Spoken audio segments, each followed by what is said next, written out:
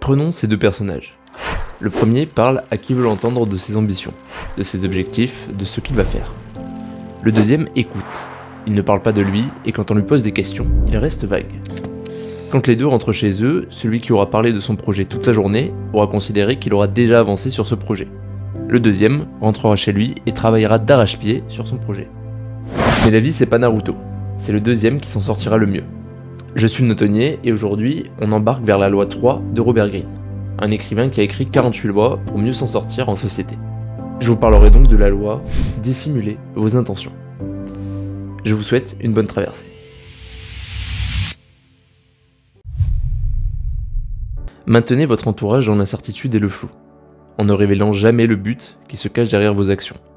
S'ils n'ont aucune idée de ce que vous prévoyez, ils ne pourront pas préparer de défense. Guidez-les assez loin, dans une autre direction. Enveloppez-les d'un écran de fumée, et quand ils perceront un jour vos desseins, il sera trop tard. L'exemple tiré du livre décrit l'ascension d'un député prussien au poste de Premier ministre de Prusse. Petit rappel historique. En 1850, l'Allemagne est divisée en plusieurs petits États, dont la Prusse. La situation arrange bien leurs voisins autrichiens, puisqu'en étant divisés, ils ne risquent rien. Bismarck était un député prusse, dont le rêve était d'unifier l'Allemagne. Lui-même soldat depuis petit, il ne s'était jamais réellement caché de ses intentions. Alors que la guerre contre l'Autriche était proche, Bismarck fait un discours à l'Assemblée. Sauf que son discours était l'exact opposé de ce à quoi on s'attendait. Il a discouru contre la guerre. Donc les gens qui l'aimaient de base l'ont soutenu parce qu'ils l'aimaient et que leur allégeance était envers lui. Et les gens qui l'aimaient pas se sont dit « Attendez, on a un nouvel allié, on va le soutenir parce qu'il a quand même pas mal de poids. » Heureux d'avoir évité une guerre, le roi le promut ministre. Quelques années plus tard, Bismarck avait réussi à rassembler l'Allemagne et à déclarer la guerre contre la Prusse. À des quenelles comme ça, on n'en voit qu'en politique. Le fait est que s'il a réussi à en arriver là, c'est parce qu'il a dissimulé ses intentions. Un autre exemple de cette règle se trouve dans le film American Psycho.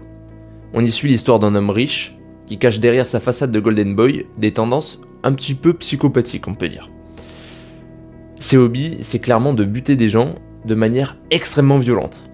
Mais là où c'est intéressant, c'est qu'il ne laisse jamais transparaître cette partie de lui au grand jour.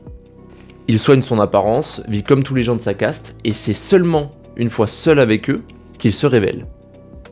S'il arrive à les appâter jusqu'à chez lui, c'est justement parce qu'il arrive à dissimuler ses intentions. S'il leur proposait directement « ça te dirait que je te déchiquette », personne viendrait.